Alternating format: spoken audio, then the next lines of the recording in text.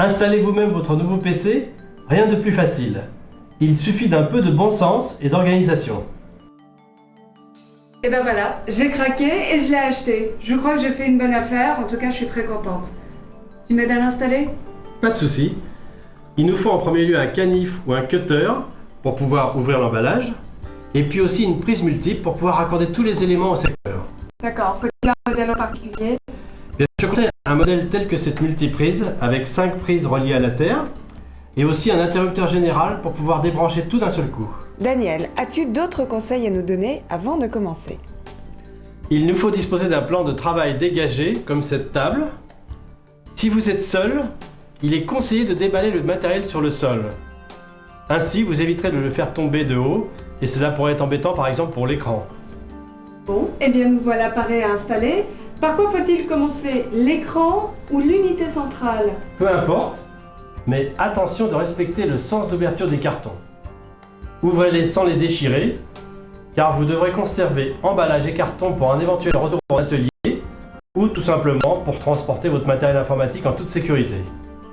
Bon, eh bien commençons par l'écran. Le cordon d'alimentation. Le câble de connexion. La garantie et le mode d'emploi. Et l'écran.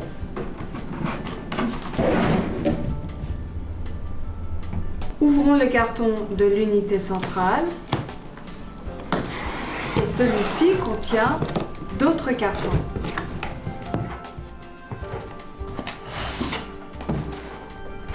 Effectivement, clavier, souris et enceinte sont souvent emballés à part. Sortez-les avant de vous attaquer à l'unité centrale.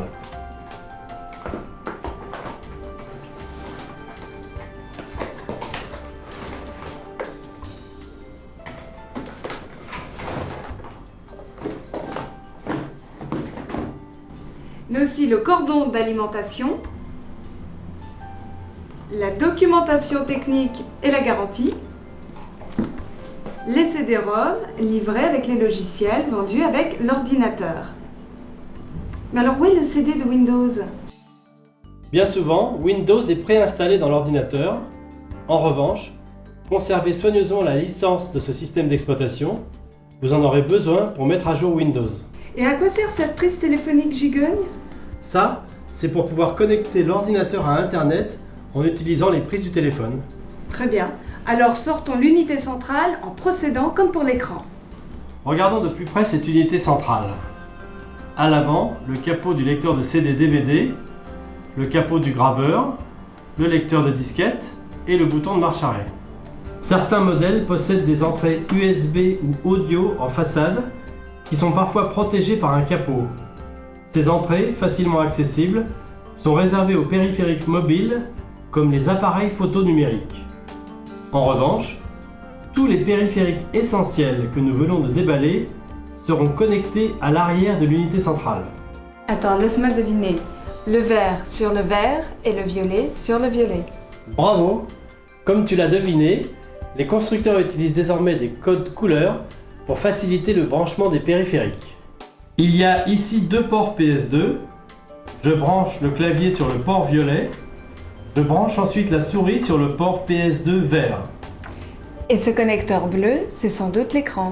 Effectivement, c'est le connecteur de la carte graphique. On l'appelle le connecteur VGA. Il faut serrer suffisamment les petites vis pour maintenir les éléments en place, mais inutile de forcer. Je vais en profiter pour brancher également un câble d'alimentation sur l'écran, que je relie ensuite à notre prise multiple. Et ensuite, y a-t-il d'autres choses à connecter? Eh bien oui, les enceintes. On repère facilement l'enceinte principale grâce à la présence du bouton de volume. Celui-ci se connecte sur la sortie audio de l'unité centrale. Le code couleur est bien pratique. Ensuite, il faudra souvent relier cette enceinte principale au secteur. Je la branche donc sur la prise multiple. Dernière connexion, le modem. Je raccorde le câble d'un côté à l'unité centrale et de l'autre côté à la prise murale de téléphone. Il ne reste plus qu'à raccorder le câble d'alimentation de l'unité centrale sur la prise multiple. Je branche enfin la prise multiple sur une prise secteur et je l'allume. Que faut-il allumer en premier? L'écran ou l'ordinateur? On commence toujours par l'écran afin de protéger l'ordinateur de toute surtension, puis j'allume l'ordinateur. C'est presque magique, tout fonctionne et le système se lance automatiquement. Mais avant de profiter pleinement de votre nouvel ordinateur, il faut activer et personnaliser Windows. Encore quelques minutes de patience. C'est très facile, il suffit de suivre les instructions affichées à l'écran.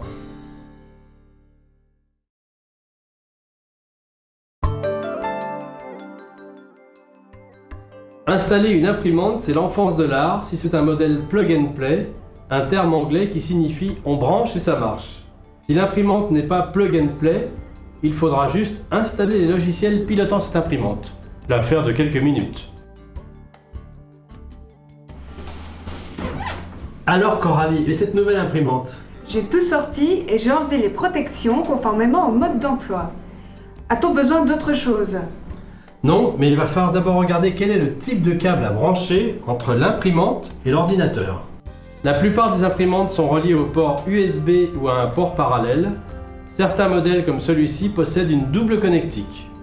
Celle-ci est livrée avec 2 câbles de connexion, parallèles et USB. Et voici le câble d'alimentation. Mais alors à quoi sert ce CD-ROM? Eh bien, par défaut, Windows reconnaît automatiquement la plupart des imprimantes, mais par sécurité, certains constructeurs fournissent le logiciel qui va permettre à Windows de piloter l'imprimante. On appelle ces logiciels des pilotes, de l'anglais driver. Je pensais utiliser une connexion USB, il paraît que c'est plus rapide.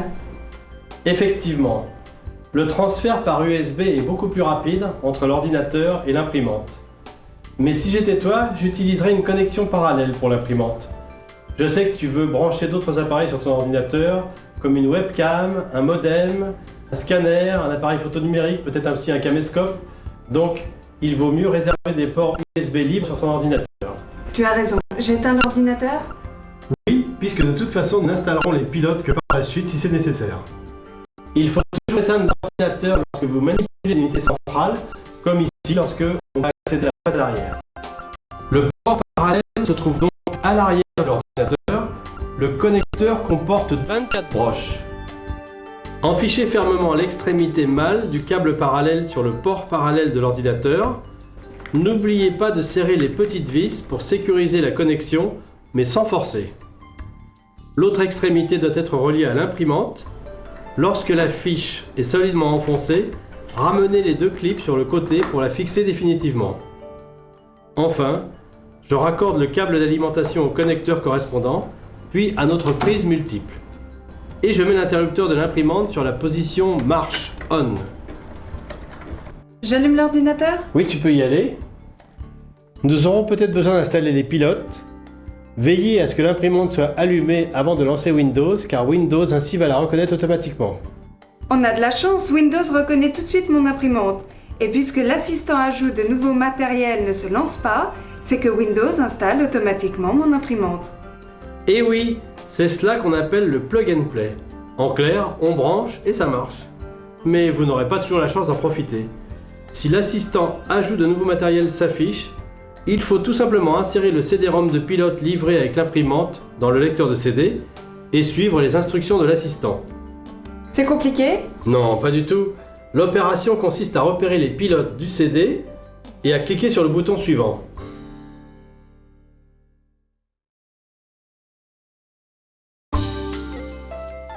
Pourquoi prendre soin de son ordinateur? Tout simplement parce qu'il le vaut bien. Un nettoyage régulier prolongera sa longévité et surtout son bon fonctionnement. Il faut un chiffon à poussière et une bombe à air comprimé pour traquer petites miettes ou autres.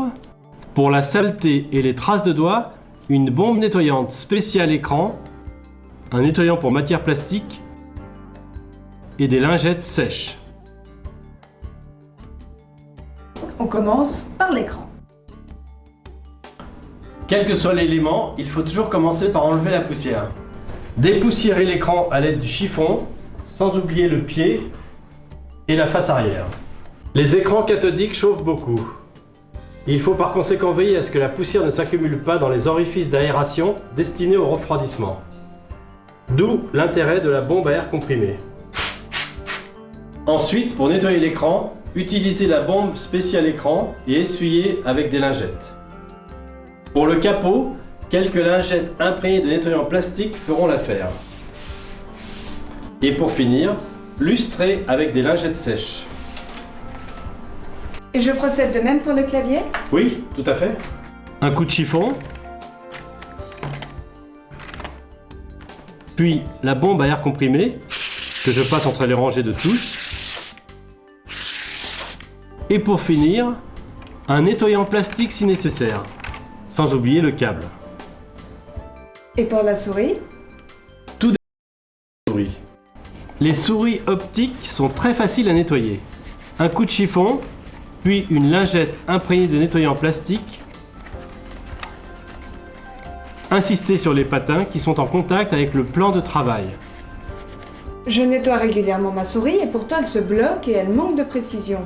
Dans le cas des souris à boule, comme celle-ci, il faut ouvrir le logement de la boule qui transmet les mouvements au capteur, sortez la boule et nettoyez-la avec une lingette imprégnée de nettoyant plastique,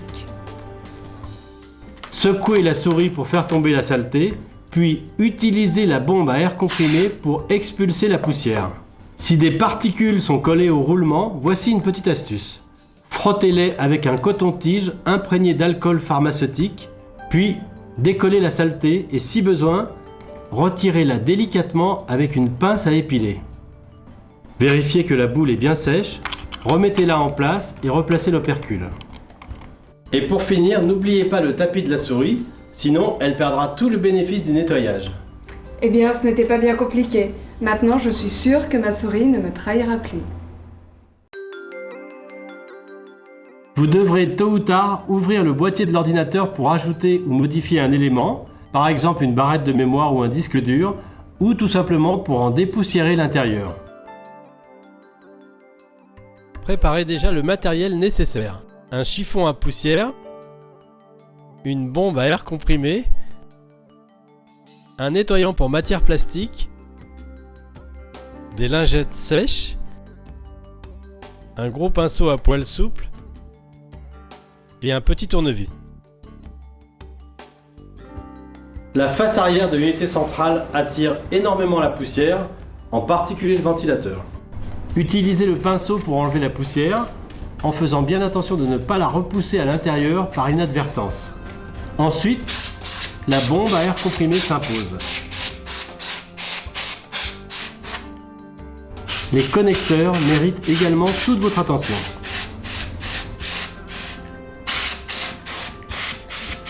La façade avant, qui accueille les lecteurs et éventuellement des ports USB ou FireWire, est aussi un point sensible. Et pour le reste, un bon coup de chiffon. Que faut-il faire en cas de tache de café ou de coca par exemple? Comme pour le capot, il faut utiliser une lingette imprégnée de nettoyant plastique et lustrée avec une lingette sèche. On ouvre la bête? Tout à fait. Il faut dévisser les vis qui maintiennent le panneau latéral en place. Et c'est là qu'intervient le tournevis. Absolument. Mais certains constructeurs ont prévu des vis à molette pour faciliter le desserrage ou un autre système de déblocage du panneau latéral.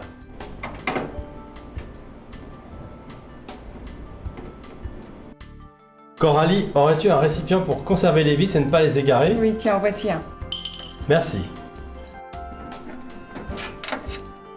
Il n'y a plus qu'à faire glisser le panneau vers l'arrière. Avant toute intervention, déchargez-vous de votre électricité statique en posant la main sur une surface métallique, boîtier ou châssis par exemple. Ensuite, je commence par décrasser les pales du ventilateur du processeur avec le pinceau et je traque les moutons qui s'accumulent souvent au fond du boîtier. Peut-on passer le pinceau sur les cartes? Non, il faut impérativement utiliser le jet d'air comprimé. Je n'aurais jamais cru trouver autant de poussière, et c'est sans doute pour ça que mon ordinateur faisait autant de bruit. D'où la nécessité d'un dépoussiérage régulier. Mais le bruit peut également venir de la vibration d'un panneau sur le châssis. Il faut donc prendre bien soin de replacer le panneau et ne pas oublier de serrer les vis. mais comme toujours, sans forcer.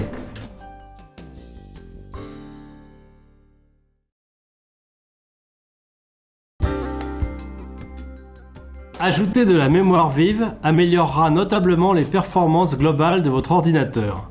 Encore faut-il savoir quelle barrette acheter et ne pas se tromper entre type, fréquence ou vitesse et capacité. Daniel, à quoi sert la mémoire vive? La mémoire vive est la mémoire principale de l'ordinateur. C'est celle que l'ordinateur utilise pour placer ses données temporaires. Si l'ordinateur manque de mémoire vive, même si le processeur est très puissant, il va sembler devenir poussif. Super, donc mes applications vont tourner beaucoup plus vite avec de la mémoire supplémentaire.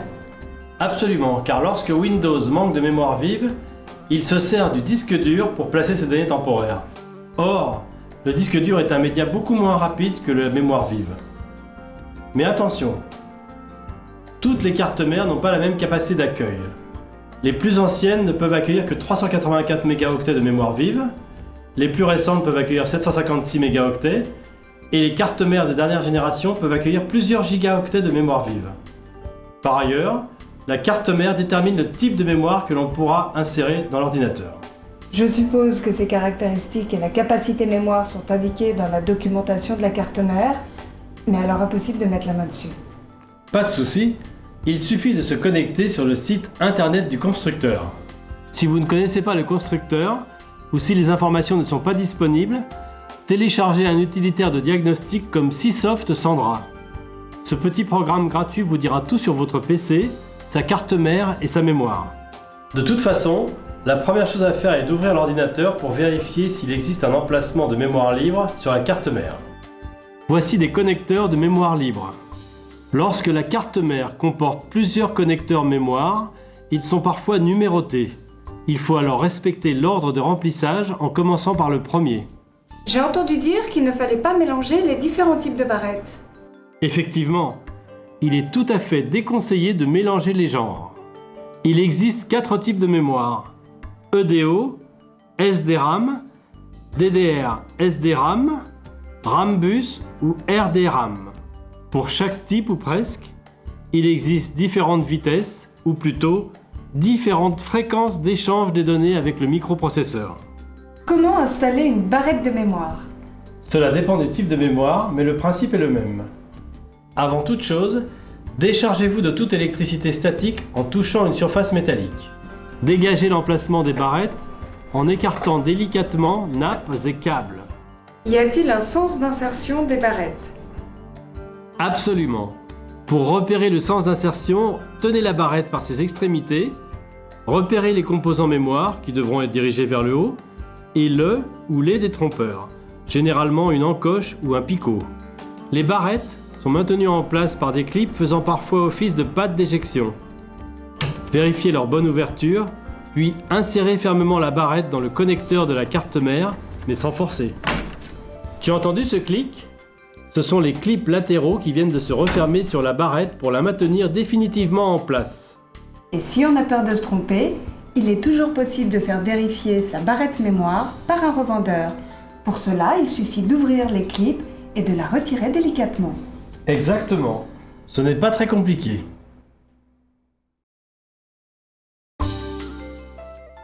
La carte graphique est devenue un élément fondamental des ordinateurs modernes. Les jeux vidéo et les logiciels multimédia l'utilisent largement. Et pour pouvoir faire fonctionner pleinement les derniers jeux à la mode, ou simplement lire un DVD avec un maximum de confort, il est parfois indispensable de changer sa carte graphique et d'améliorer ses performances. Tu as certainement raison.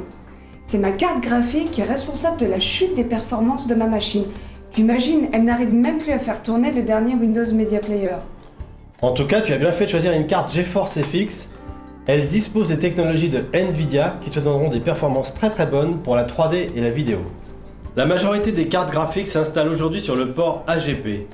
Mais certaines cartes mères ne disposent pas de port AGP et dans ce cas, il faut opter pour une carte PCI moins performante. Le port AGP permet une communication plus rapide entre la carte graphique et le processeur. AGP ou PCI, il est toujours simple de repérer une carte graphique, non? On peut toujours la repérer avec son connecteur arrière, celui qui est connecté à l'écran. Mais certaines cartes mères gèrent directement le circuit graphique. Dans ce cas-là, il n'y a pas d'AGP ou de PCI. Cela dit, lorsque la carte mère gère directement le circuit graphique, il n'y a aucun bricolage à faire. Nous avons déjà ouvert ma machine et je crois qu'elle dispose d'un port AGP standard. C'est le cas de la plupart des machines récentes. Tu as donc facilement repéré le port AGP qui est assez différent des autres et qui est généralement placé au-dessus. Je vais donc commencer par dévisser la petite vis qui retient la carte au boîtier. Ensuite, j'abaisse le clip arrière qui retient la carte au connecteur. Enfin, je retire la carte. L'installation n'est pas beaucoup plus compliquée. Je prends la nouvelle carte NVIDIA et je l'insère fermement dans le connecteur. Tu as entendu le clac? C'est le clip arrière qui vient de se refermer. La carte est donc correctement enclenchée et il ne me reste qu'à revisser la vis pour la fixer définitivement au châssis. C'est fini? Presque. Les nouvelles cartes NVIDIA sont tellement puissantes qu'il leur faut une alimentation spécifique. Je vais donc relier le câble d'alimentation de la carte à un connecteur du bloc d'alimentation. Et la carte est immédiatement reconnue? Oui, en général, et notamment pour les cartes NVIDIA, Windows XP détecte automatiquement le changement. J'ai déjà introduit le CD de pilote, livré avec ta carte graphique. Lorsque l'assistant d'installation démarre, je lui indique qu'il doit rechercher les pilotes de la carte graphique sur le CD-ROM.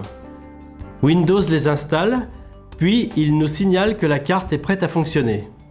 Je peux encore installer les autres utilitaires et démonstrations fournis sur le CD-ROM d'installation, ou encore enregistrer le produit auprès du constructeur. Mais je peux surtout ouvrir les propriétés d'affichage pour paramétrer celles-ci et profiter pleinement de la puissance de cette nouvelle GeForce FX.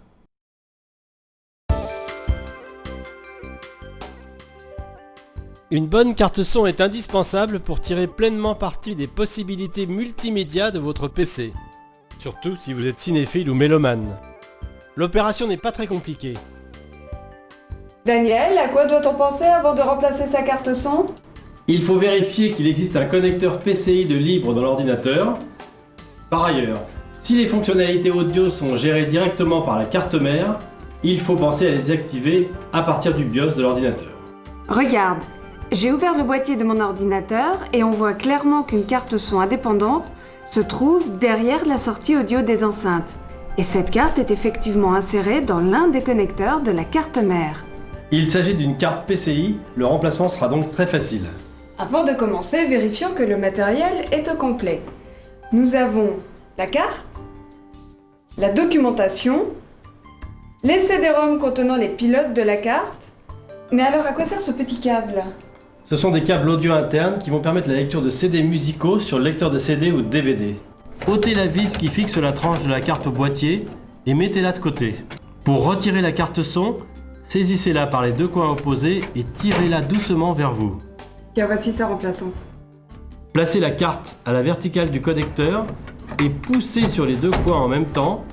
La carte doit s'insérer facilement. Si ce n'est pas le cas, vérifiez que la carte est bien en face de la fente et poussez fort. Fixez ensuite la carte avec la vis. Une fois la nouvelle carte insérée, il faut brancher le câble audio. Insérez la prise du câble audio interne du lecteur de CD-ROM dans le connecteur CD-IN. Vous pouvez maintenant refermer le boîtier de l'ordinateur et raccorder le câble des enceintes sur la sortie Speaker Out de la carte son. Si votre carte son réclame d'autres branchements, consultez sa documentation. Tout est branché, vous pouvez rallumer votre PC pour installer les pilotes. Le programme d'installation se lance automatiquement dès l'introduction du CD-ROM de pilote livré avec la carte. Il suffit ensuite de suivre les instructions pour installer les drivers et éventuels logiciels supplémentaires. À la fin de l'installation, vous devrez sans doute redémarrer l'ordinateur. Vérifiez que vous entendez bien le son de démarrage de Windows et testez votre nouvelle carte à l'aide d'un fichier son ou d'un CD de musique. Et si je n'entends rien? C'est probablement que Windows est encore réglé pour utiliser l'ancienne carte. Déroulez le menu Démarrer pour accéder au panneau de configuration. Double-cliquez sur Multimédia ou sur Son et périphériques audio pour afficher la fenêtre correspondante.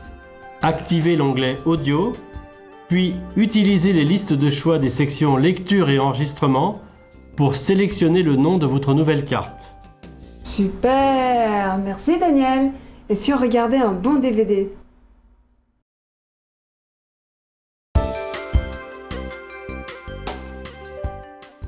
Si le système d'exploitation et les données sont à l'étroit, ajouter un deuxième disque dur IDE est souvent la manière la plus efficace et la plus économique d'étendre vos capacités de stockage.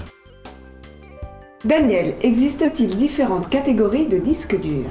Oui, on en distingue plusieurs selon l'interface utilisée par le disque pour communiquer avec la carte mère. La norme SCSI est réputée pour sa rapidité, mais sur PC, elle nécessite l'installation d'une carte contrôleur supplémentaire. Il est donc préférable d'opter pour des disques IDE à la norme ATA. Les disques IDE sont moins performants, mais ils sont plus faciles à installer et moins chers à l'achat. Et parmi les disques IDE, lesquels choisir et existe-t-il des incompatibilités? Il faut faire attention à la capacité de stockage si la carte mère a plus de 3 ou 4 ans. Si c'est le cas, vous risquez d'être limité à 32 Go par disque. Si la carte mère est récente, choisissez une capacité confortable telle que 120 Go, ce qui sera très bien pour une utilisation multimédia. Consultez également la documentation de la carte mère pour connaître le taux de transfert maximal de celle-ci. En effet, inutile d'investir dans un disque Ultra ATA à 133 Mbo par seconde si le débit de la carte mère est limité à 100 Mbo par seconde. Avant de procéder à l'ajout d'un nouveau disque dur, quelles sont les précautions à prendre? Faire une sauvegarde avant d'ouvrir le boîtier est toujours plus prudent. Bien sûr, éteignez l'ordinateur avant de procéder et par sécurité, débranchez tous les câbles de l'unité centrale. Une fois le boîtier ouvert, déchargez-vous de toute électricité statique en posant la main sur une surface métallique. Voici le logement destiné au disque dur. Le disque dur principal est relié à la carte mère par l'intermédiaire de ce câble aplati que l'on nomme une nappe. Celle-ci possède un connecteur libre destiné à recevoir un second disque dur. Sortez le disque délicatement de son emballage en évitant de toucher à la face sur laquelle se trouve plateau et tête de lecture-écriture. Le disque dur sera relié à la carte mère par l'intermédiaire de ce connecteur. En revanche, celui-ci est destiné à l'alimentation. À quoi servent ces petites broches? On nomme cela des cavaliers ou jumpers. Ils servent à spécifier le mode de travail du disque, maître ou esclave. Le disque de démarrage étant toujours configuré en mode maître, un second disque dur placé sur la même nappe sera configuré en mode esclave. La documentation du disque indique toujours comment placer ces cavaliers sur les broches pour configurer le disque en mode esclave. Et une fois le disque configuré, il est prêt à être installé. Oui. Insérez le disque dans son logement de façon à ce que le plateau soit dirigé vers le bas et les connecteurs vers l'arrière. Le disque est en place lorsque les orifices de fixation du disque sont visibles à travers les fenêtres du logement. 2 vis de chaque côté suffiront à lui éviter tout mouvement. Ensuite, raccordez le connecteur de la nappe à celui du disque dur. Attention, le liseré rouge de la nappe se place toujours du côté du connecteur d'alimentation. Il ne reste plus qu'à relier le disque à un connecteur d'alimentation libre. Et je referme le boîtier. Dis donc, je vois que tu te mets à jouer du tournevis toi aussi. Mais dis-moi, tu crois que le disque sera immédiatement reconnu au démarrage de l'ordinateur? Normalement, oui.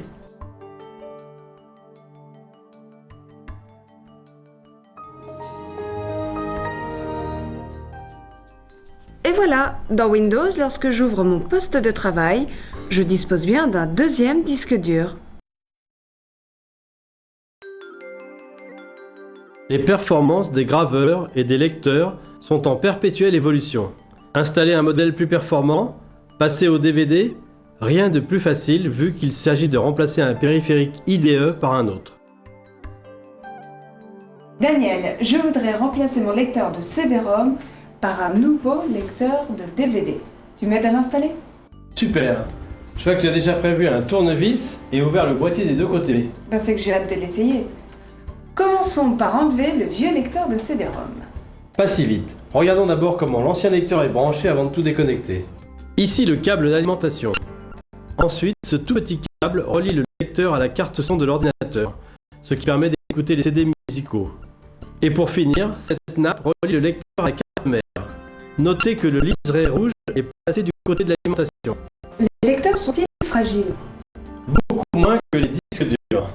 Voici le connecteur destiné à la nappe, celui de l'alimentation, et enfin, les cavaliers qui servent à spécifier le mode de travail du périphérique. Par défaut, Les périphériques IDE sont réglés en mode maître. Comme le lecteur de DVD sera seul sur la nappe, inutile de changer quoi que ce soit. Donc, déconnectons le lecteur de CD. Je débranche le câble audio et la nappe. Celui de l'alimentation. Ensuite, je dévisse les vis de support et je les mets de côté. Vous pouvez maintenant pousser doucement le lecteur vers l'avant pour le sortir de son logement. Opération inverse. J'insère le nouveau périphérique dans son logement par la face avant, puis je le fixe en plaçant 2 vis de chaque côté. Ensuite, je connecte la nappe. Je relie le lecteur au connecteur d'alimentation et pour finir, je n'oublie pas de connecter le câble audio à la carte son. Et bien voilà, ce nouveau lecteur de DVD est maintenant prêt à fonctionner. Bah, à quoi sert ce CD-ROM alors livré avec le lecteur? Il s'agit de logiciels pour la lecture de DVD et d'autres utilitaires.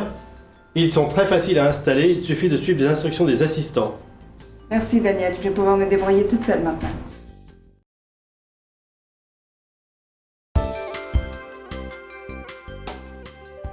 Un graveur de DVD facilitera vos sauvegardes, car les adeptes de la vidéo et de la photo numérique le savent bien, un simple CD-ROM est vite rempli. Sans compter qu'un graveur de DVD est aussi un lecteur. Les derniers films sont donc à portée de souris. Ah Daniel, tu tombes bien, devine quoi? T'as craqué pour le lecteur de DVD. Que voilà. Bah mettons-nous au travail. Il faut d'abord enlever le cache de la façade pour dégager un logement supplémentaire. Éventuellement, sur certains modèles, il faudra également détacher un cache métallique. Passons ensuite à la connectique. Regarde dans l'unité centrale. Il y a un connecteur disponible sur la nappe du lecteur. Et idem pour l'alimentation. Ce câble peut alimenter 2 périphériques. Si la même nappe IDE doit relier 2 périphériques, l'un doit être configuré en mode maître et l'autre en mode esclave. Comme lorsqu'on ajoute un disque dur. Si je comprends bien, je dois configurer mon graveur de DVD en mode esclave, puisque mon lecteur de DVD, lui, est configuré en mode maître. Par défaut, les périphériques IDE sont réglés en mode maître. Voici les cavaliers, à toi de jouer. Il suffit donc de reproduire le schéma. C'est assez simple. Nous disions donc en mode esclave. Voilà. Tous les périphériques IDE se ressemblent. J'insère ensuite le graveur dans son logement par la face avant, puis je le fixe en plaçant 2 petites vis de chaque côté. Il ne me reste plus qu'à connecter la nappe, puis le connecteur d'alimentation. Il n'y a plus qu'à refermer le boîtier. Et pour graver un DVD, par exemple ma discothèque ou bien mes montages vidéo, faut-il un logiciel en particulier? Non, il suffit de vérifier que le logiciel de gravure est compatible avec le graveur. De toute façon, la plupart des graveurs sont livrés avec un logiciel de gravure. D'accord. Je suppose que l'installation de ces logiciels n'est pas bien compliquée. Je vais pouvoir m'en sortir toute seule maintenant.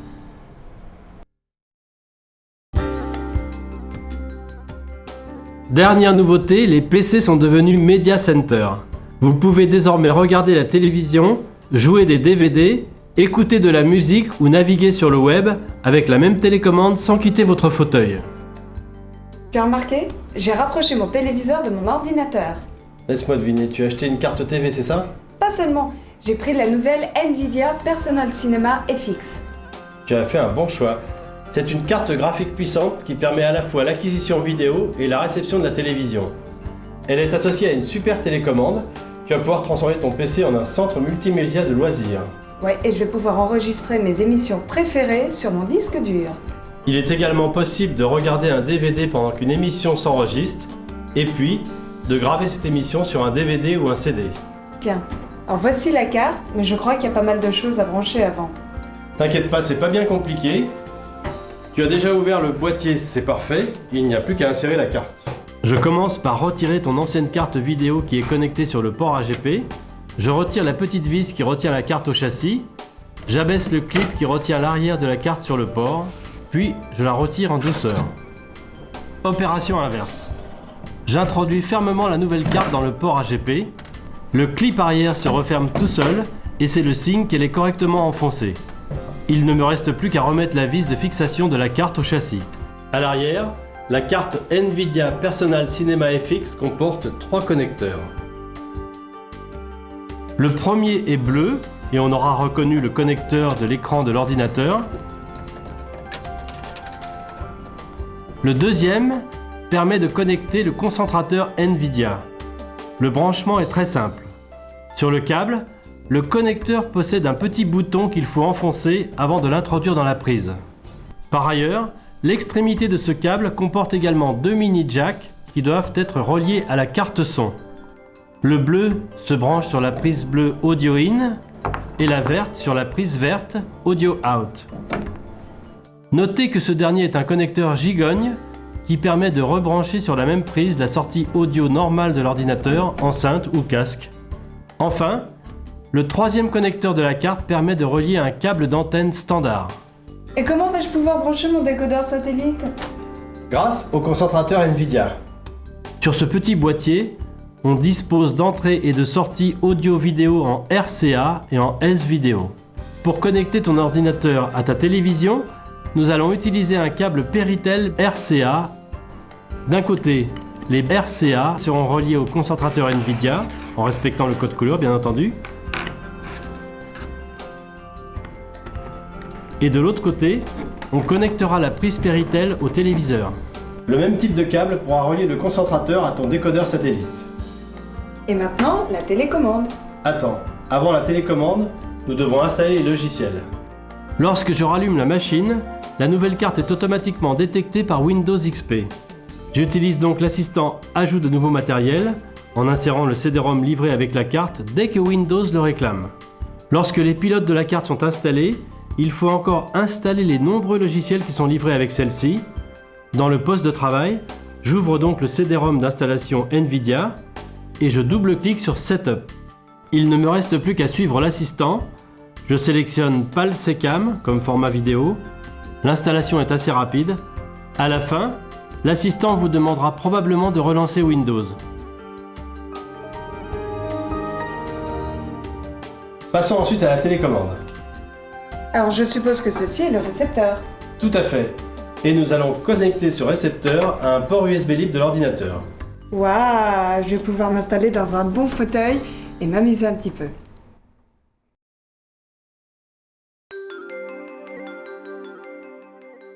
Pour relier votre caméscope numérique à votre PC, vous devez installer une petite carte FireWire. Rien de très complexe à l'installation de cette petite carte IDE. Apple a mis au point dès 1995 la norme FireWire ou I3E 1394. Le bus FireWire a eu du mal à s'imposer et c'est l'arrivée de nouveaux appareils tels que les caméscopes numériques DV qui lui a permis de devenir un standard dans l'univers des PC. En effet, le transfert des données depuis le caméscope jusqu'au PC s'effectue par l'intermédiaire du FireWire. Merci pour la théorie, mais nous allons l'installer cette carte, n'est-ce pas? Oui, excuse-moi. Tu as déjà ouvert le boîtier, c'est parfait. Il nous faut un emplacement PCI de libre. Je dégage la patte avec l'extrémité de mon tournevis.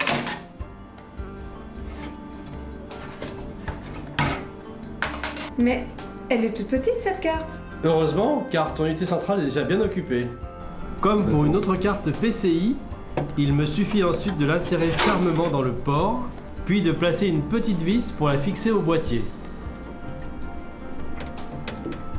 Je dispose maintenant de plusieurs ports FireWire à l'arrière de ma machine et je peux y connecter le câble livré avec ma caméra. Très bien. Mais à quoi peuvent me servir les autres sorties? Il existe bien d'autres périphériques FireWire, disques durs externes, scanners, etc. Et on peut aussi utiliser le FireWire pour créer un réseau d'ordinateurs ultra rapide. Ah oui? On pourrait la relier à ta machine? Absolument. J'ai déjà installé une carte FireWire et il suffit d'un câble. Et pour constituer un réseau, il suffit de relier les PC les uns à la suite des autres. Malheureusement, tout ne pouvait pas être parfait et il existe une limitation dans la longueur de ces câbles. La distance entre deux ordinateurs doit impérativement être inférieure à 4,5 mètres. Les deux machines sont connectées et les voilà en réseau. Oui, il suffit maintenant de vérifier la configuration logicielle.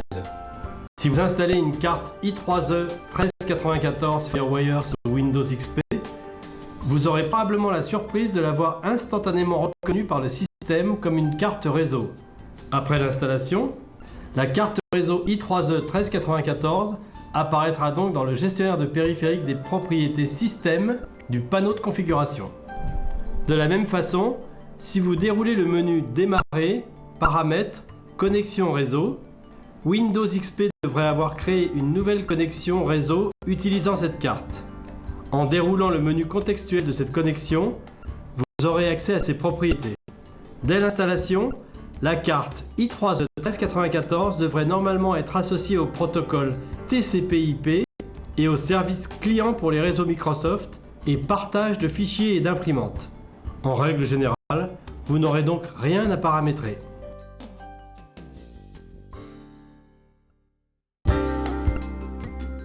Première étape de l'installation d'un réseau domestique, l'ajout de cartes réseau Ethernet sur les postes qui en sont dépourvus. Et nous allons pouvoir organiser notre première LAN party. Super. J'ai déjà installé des cartes Ethernet sur 2 autres PC. Il ne manque plus que ta machine et nous allons pouvoir jouer en réseau. Alors, j'ai déjà ouvert ma machine, j'ai débranché tous les câbles et je l'ai posé sur un plan de travail. Il existe plusieurs types de réseaux. Nous avons déjà abordé le FireWire. Ici, nous allons utiliser la norme Ethernet, le standard actuel des réseaux. Et cette nouvelle carte, c'est sans doute une carte Ethernet.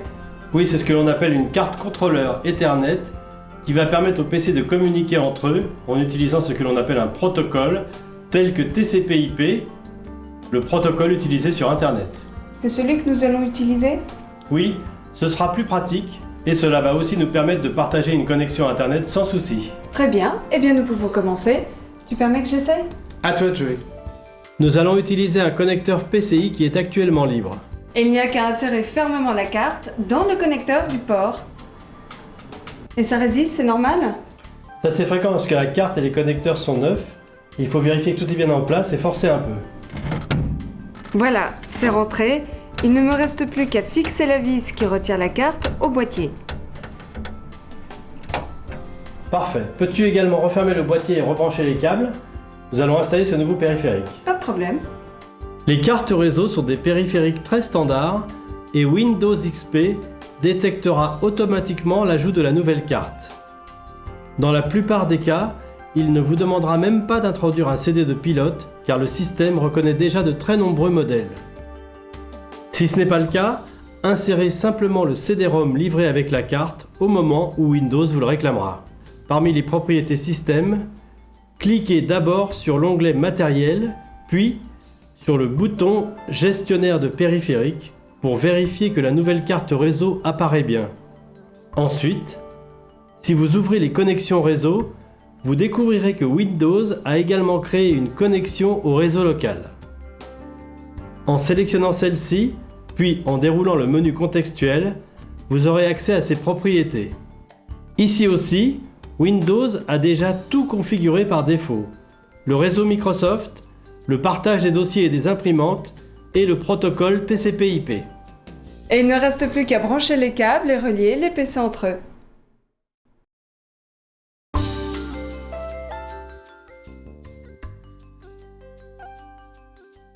Nous voici avec 3 PC équipés d'une carte réseau Ethernet. Il faut maintenant les relier entre eux et activer le réseau. Pour chaque PC, il va nous falloir un câble et pour les relier entre eux, il nous faut ce que l'on appelle un routeur ou un hub en anglais. C'est cette petite boîte? Exact. Tu vois, à l'arrière, il y a des connecteurs Ethernet, 4 ou 8 en général. Chacun de ces connecteurs peut recevoir le câble en provenance d'un PC. Par exemple, avec ce modèle de routeur, nous pouvons interconnecter jusqu'à 8 PC ensemble. Et pour savoir qui est connecté, la face avant du routeur offre divers petits voyants. Tiens, voilà un câble. Merci. Je connecte une extrémité à la carte Ethernet du PC. Un petit clic indique qu'il est correctement mis. J'utilise ensuite le deuxième connecteur à l'autre extrémité du câble pour relier le PC à la première entrée du routeur. J'ai déjà connecté celui-ci à ta machine. Super, je vais donc le brancher dans la deuxième entrée du routeur. Et voici le dernier, déjà connecté à la carte réseau du PC. Excellent, et bien je le mets sur la troisième entrée du routeur. Il ne me reste plus qu'à brancher le routeur sur le secteur avec l'adaptateur fourni. C'est fini? Oui, mes programmes comme mes jeux vidéo peuvent maintenant fonctionner en réseau sans autre configuration. Et pour partager mes fichiers, mon imprimante, ma connexion internet? Là, il va falloir un petit paramétrage de Windows XP, mais rien de bien sorcier, rassure-toi. Commençons par la machine qui est déjà connectée à Internet avec un modem ADSL et qui servira donc de serveur de partage Internet. J'ouvre les connexions réseau et dans le panneau de gauche, je clique sur Créer un réseau domestique ou un réseau léger d'entreprise. L'assistant qui s'ouvre va grandement nous simplifier la tâche. Je clique 2 fois sur Suivant pour continuer. Je vérifie la sélection de l'option Cet ordinateur se connecte directement à Internet. Les autres ordinateurs de mon réseau se connectent à Internet via cet ordinateur. Je clique à nouveau sur Suivant. L'étape suivante demande simplement de vérifier que la connexion Internet sélectionnée est bien la bonne. Je valide avec le bouton Suivant. J'entre une description et un nom pour cet ordinateur et je clique encore sur Suivant. L'étape suivante me demande d'entrer un nom pour un groupe de travail. Je saisis Maison par exemple et je continue en cliquant sur Suivant. L'assistant récapitule mon paramétrage. Je clique sur Suivant et il se met enfin au travail. L'opération peut être plus ou moins longue. À la fin, il me suffit de cliquer sur Suivant pour créer un disque d'installation réseau que je vais pouvoir utiliser sur les autres machines. L'assistant me demande alors d'introduire une disquette vierge formatée, ce que je fais. Je clique sur Suivant et les fichiers de configuration sont recopiés sur la disquette. Lorsque c'est fini, je clique sur Suivant, puis sur Terminer pour fermer cet assistant. À ce moment-là, Windows demande de redémarrer la machine. Je clique sur Oui. Passons aux autres machines. J'ai introduit la disquette que tu viens de faire dans le lecteur.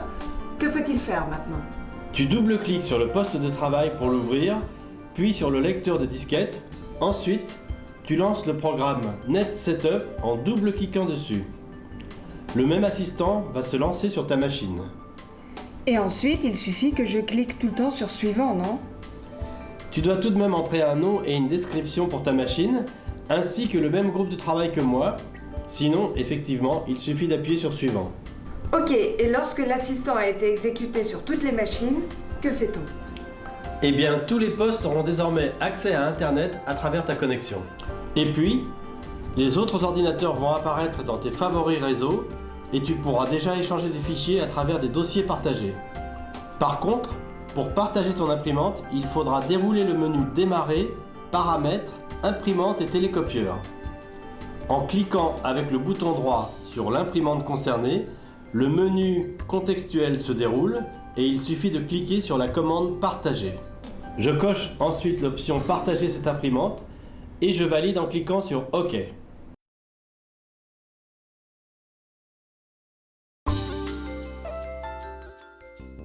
Webcam, modem, scanner, imprimante, les périphériques USB sont très faciles à utiliser. Mais attention, il faut impérativement installer les pilotes avant de connecter votre nouvelle acquisition à l'ordinateur. T'as vu ma dernière folie? Une webcam. Je vais pouvoir chatter et faire de la visioconférence à la maison. Super, mais ne la branche pas tout de suite, nous allons d'abord installer les pilotes. Il y a plein de logiciels aussi. Oui, mais nous allons commencer par les pilotes qui se trouvent sur le CD-ROM fourni par le constructeur. Dès l'insertion du CD-ROM dans le lecteur, le premier écran vous proposera d'installer ou de modifier le logiciel. Choisissez cette option et validez pour lancer l'installation. Attention, fermez toutes les applications ouvertes car il faudra redémarrer votre machine à la fin de l'installation. Vous devrez ensuite accepter les termes du contrat de licence, puis choisir entre une installation standard ou une installation personnalisée.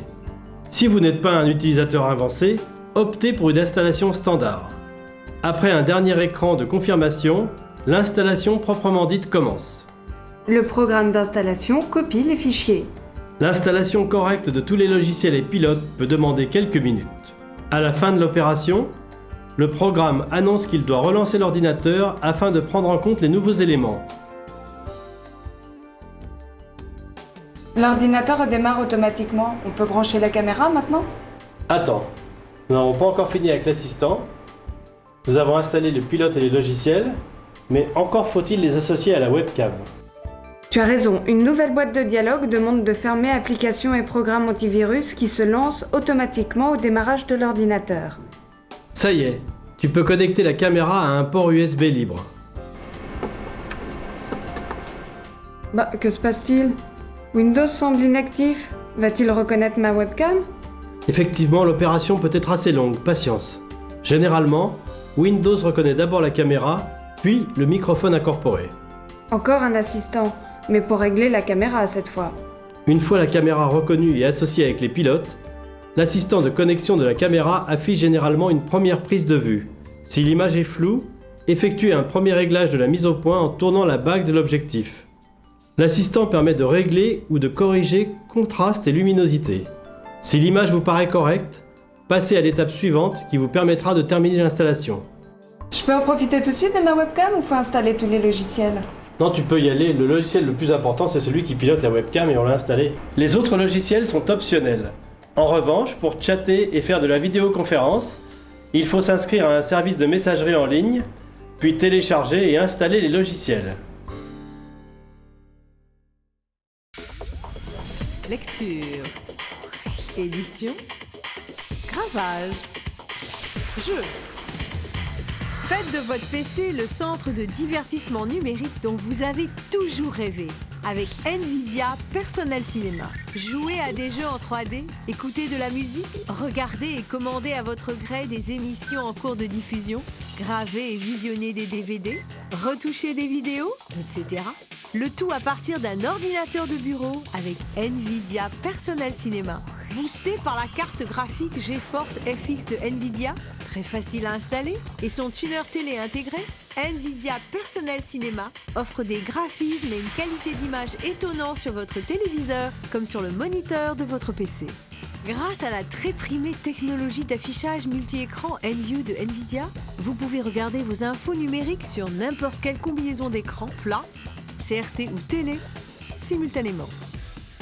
En connectant ce concentrateur de médias numériques dans votre PC, vous pourrez brancher un appareil photo numérique, un caméscope, un magnétoscope, un lecteur de DVD ou de CD, ou d'autres appareils encore, accéder à tous vos loisirs numériques et les manipuler au moyen d'une télécommande facile à utiliser. Lecture. Avec NVIDIA Personnel Cinéma, vous pouvez regarder la télé ou des DVD sur votre PC ou sur le téléviseur familial. La fonction magnétoscope personnel, PVR, vous permet de mettre sur pause, faire avancer ou reculer une émission télé en cours de diffusion. Pour les petites interruptions de tous les jours, mettez sur pause l'émission que vous êtes en train de suivre et reprenez exactement là où vous en étiez. Grâce à son guide de programmation électronique, NVIDIA Personnel Cinéma vous permet de programmer votre PC pour enregistrer automatiquement votre émission télé préférée que vous pourrez ainsi tranquillement regarder en rentrant chez vous. Vous ne raterez plus jamais votre série favorite. NVIDIA Personnel Cinéma bénéficie du dernier lecteur multimédia NVDVD de NVIDIA. Grâce au son Dolby Digital, vous aurez les mêmes sensations immersives en regardant un DVD chez vous que dans une salle de cinéma. Le tout à partir de votre PC. Édition. Avec NVIDIA Personnel Cinéma, plus besoin d'attendre le déluge pour voir les chefs-d'œuvre que concoctent les autres. Vous créez les vôtres. Créez un diaporama avec les photos de vos vacances, ajoutez des musiques que vous piocherez dans votre sélection de MP3 et vous obtiendrez un véritable show multimédia. Vos vieux films maison ont besoin d'un coup de jeune. Rien de plus simple. Branchez votre magnétoscope au concentrateur de médias de NVIDIA Personnel Cinéma, transférez les séquences sur votre PC au moyen des commandes intuitives proposées et éditez-les avec le logiciel d'édition vidéo fourni. Parsemez le tout d'effets spéciaux, ajoutez des titres et une bande sonore, jamais vos films maison n'auront été aussi passionnants. C'est facile à apprendre, amusant à faire, tout cela grâce à NVIDIA Personnel Cinéma. Et ce n'est pas tout. Gravage. Vous avez aussi la possibilité appréciable de graver des émissions de télévision, des films d'amateurs ou d'autres sources vidéo directement sur un DVD ou un CD, ou encore de les enregistrer sur votre disque dur. Grâce à la fonction Watch and Record, lecture plus enregistrement, vous pouvez enregistrer une émission de télé sur votre disque dur pendant que vous regardez un DVD. Et contrôler toutes ces opérations au moyen d'une télécommande facile à utiliser. Vous accédez désormais à tous vos loisirs numériques et les commandez depuis votre PC familial. Jeux. Découvrez vos jeux vidéo préférés sous un nouveau jour. Optimisé par une carte graphique NVIDIA GeForce FX, NVIDIA Personnel Cinéma plonge tous les utilisateurs dans l'ère des graphiques et des jeux cinématographiques. Que vous soyez un joueur assidu à l'affût de technologies pour jeux les plus pointus ou un utilisateur de PC à la recherche d'un très bon rapport qualité-prix, les solutions solutions NVIDIA Personal Cinema basées sur le GeForce FX sont pour vous. Équipez votre PC d'une solution Personal Cinema basée sur un GeForce FX, vous découvrirez la meilleure façon de jouer. Lecture, édition, gravage, jeu. Un jeu sans pareil, stockage et lecture de MP3, possibilité de regarder, enregistrer et commander des émissions télé en cours de diffusion, édition vidéo, gravage direct sur DVD et CD. Ces éléments ne sont que quelques-unes des fonctionnalités disponibles avec NVIDIA Personal Cinema. Amusez-vous, enregistrez, contrôlez et regardez toutes les formes de divertissement numérique. Avec une télécommande à partir d'un point unique, votre PC. NVIDIA Personal Cinema, le centre de divertissement numérique absolu.